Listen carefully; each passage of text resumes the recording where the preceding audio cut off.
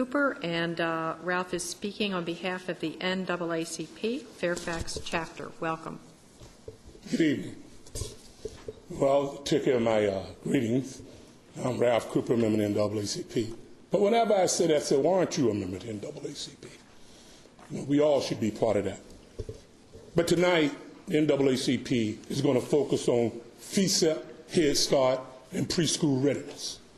It has gotten to a point now that this is having an adverse impact on the school system's ability to deal with closing the achievement gap. And you may say, well, how do you figure that? How many of you all pay off your credit card at the end of each month? How many of you all carry large balances over on your credit card each month or whatever? By having a waiting list of between 800 and 1,000 kids a year, that's what you're doing to the school system. They're continually getting additional kids added on to try to close the achievement gap, and we don't really see any real noticeable change because we're pushing in on the other end to have an adverse impact on closing the achievement gap.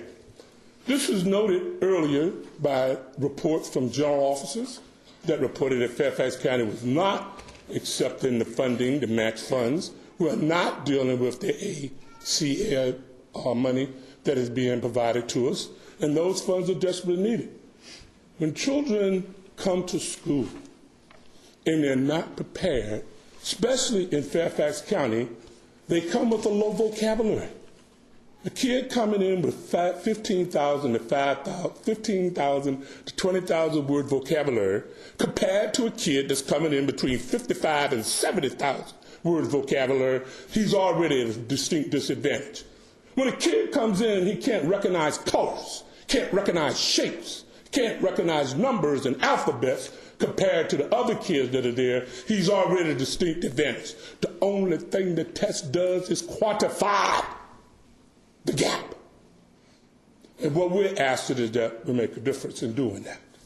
So you'll see a sheet here at the beginning that we've taken the stats from Fairfax County to talk about the demographics and profile of kids who are participating in FESA, Head Start, and early childhood development. That's the kids that are in. I ask you to think a little bit deeper, and that same profile are the kids who are waiting. It's not going to be that much difference. But what I want you to notice there, it is not solely a minority issue.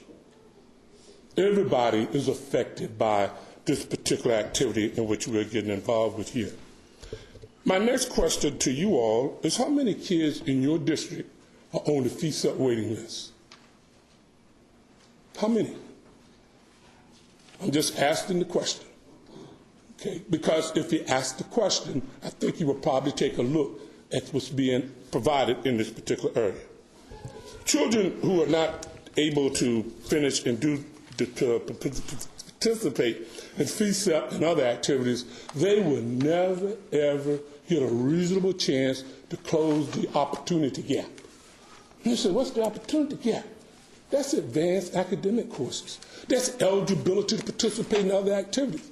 But if you're constantly behind, treading water, that's what he's going to end up doing most of his time.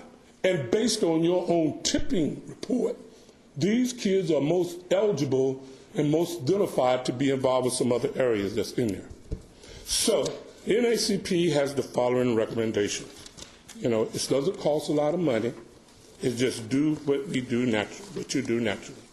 Number one, we like to see that we have an integrated get well plan, something that we all agree on a timeline that we're going to try to fix this thing. Number two, early childhood education should be consolidated under one operational agency. We are competing at both ends to try to get those things done. Number three, initiate some type of facility survey to identify buildings and site locations that will be cost effective to convert or expand. Every report that's ever been done on FESA, Head Start, and all this stuff, they never, ever talk about the CIP. I'm running out of time, but I thank you for the time and effort. And the only thing I'm just asking you to do, let's stop talking about this. Let's be about it. Thank you very much. Thank you,